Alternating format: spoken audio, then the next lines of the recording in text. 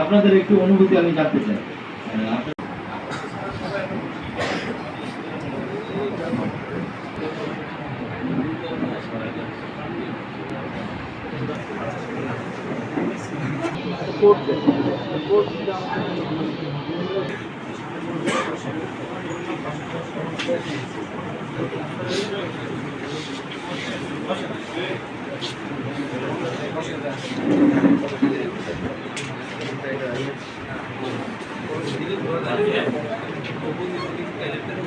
আমি Ullapara curly college থেকে inter পরীক্ষা দিয়েছি।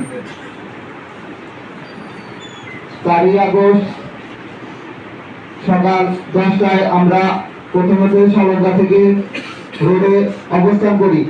ওখানে আন্দোলন করার পর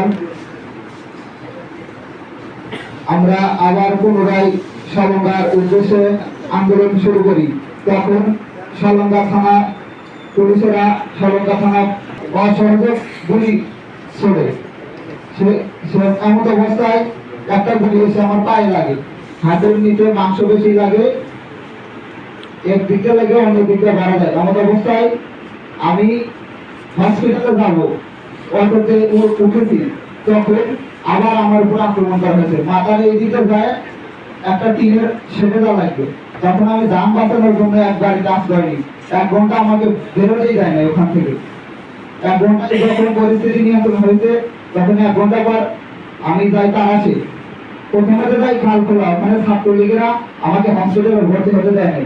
ওখান থেকে তারাশে যাই, ওখানে ডাক্তাররা আমাকে চিকিৎসা দেয় না, মানে রক্ত বন্ধ করতে পারে না। ওখান থেকে আমি এবং নবী দুজন, আমাদের অবস্থা খুবই খারাপ। তখন কোনো গাড়িও যাইবে না। ওখান থেকে অ্যাম্বুলেন্স ভাড়া করে নিয়ে গ্রামের ভিতর দিয়ে বগুড়ার উদ্দেশ্যে রওনা দিই, বগুড়া দিয়া মেডিকেল। ওখানে যাই, যাওয়ার পরে ভর্তি হই। এখন আলহামদুলিল্লাহ ভালো, কিন্তু আগের মতো হাঁটতে পারি না, পায়ের বুড়ো আঙুল নয়, একটা নার্ভ ছিঁড়ে গেছে।